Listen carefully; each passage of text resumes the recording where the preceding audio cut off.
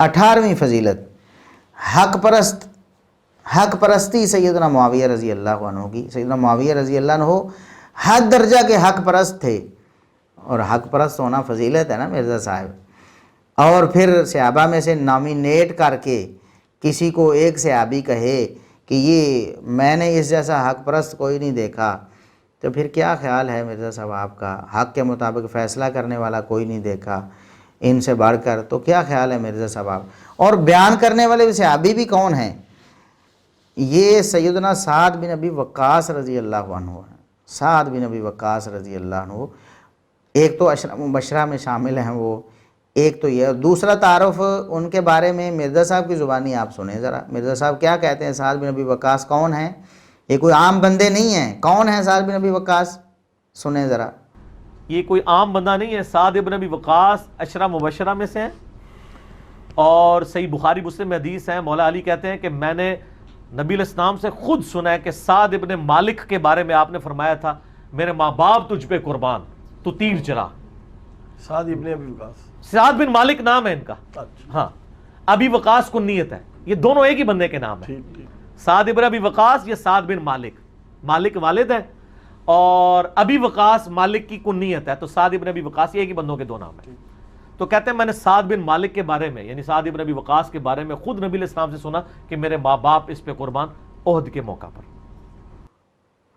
جی، سعد بن ابی وقاص رضی اللہ عنہ کی اتنی تعریفیں مرزا صاحب نے کی ہیں، یہ روایت انہوں نے ہی، یہ الفاظ سیدنا معاویہ رضی اللہ عنہ کے بارے میں انہوں نے ہی کہے ہیں۔ مرزا صاحب نے کبھی سنائے ہیں اپنے معتقدین کو یا اپنے پیروکاروں کو کبھی لیکچر ریکارڈ کروایا کہ آؤ آج سعد بن ابی وقاص رضی اللہ عنہ کی حق گوئی بھی آپ کو سناتے ہیں کہ انہوں نے سیدنا معاویہ رضی اللہ عنہ کے بارے میں کیا ارشاد فرمایا ہے اور ان کی کیا فضیلت بیان کی ہے؟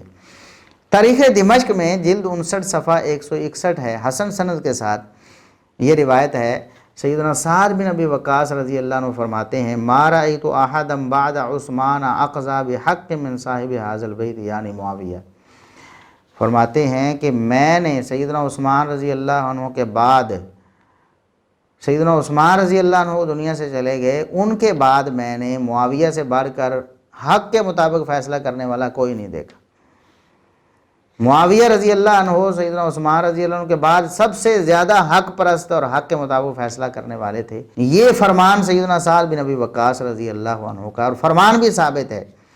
اب مرزا صاحب آپ کیا کریں گے؟ اب جو جھالوی صاحب کہتے تھے نا جو فضیلت بیان کرے معاویہ کی اس کی داڑھی پکڑ لو، نعوذ باللہ صحابہ کی داڑھیاں پکڑیں گے آپ، یا پھر ہم آپ کو کیا کہیں؟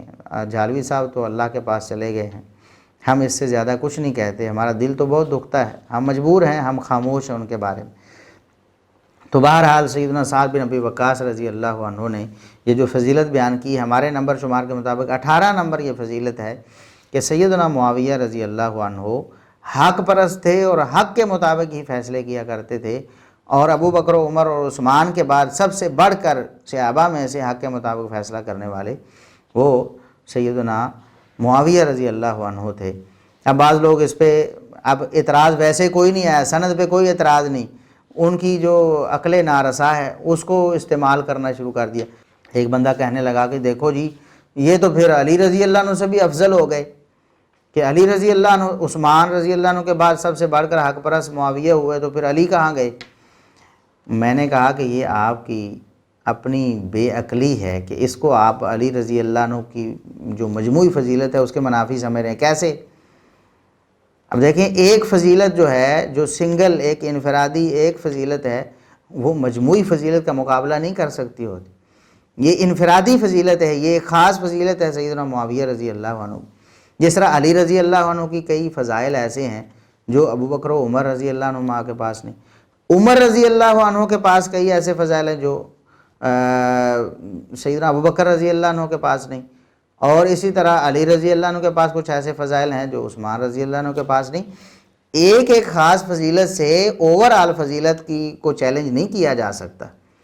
اب مثال کے طور پر نبی کریم صلی اللہ علیہ وسلم نے سیدنا علی رضی اللہ عنہ کو کے بارے میں یہ فرمایا کہ انت منی بمنزلت ہارون من موسیٰ، آپ کی نسبت میرے سے ایسی ہے جیسے ہارون کی موسیٰ علیہ السلام سے ہے۔ تو اس سے کہ کیا مطلب یہ ہے کہ کیا ابو بکر رضی اللہ عنہ سے ان کی فضیلت زیادہ ہوگی؟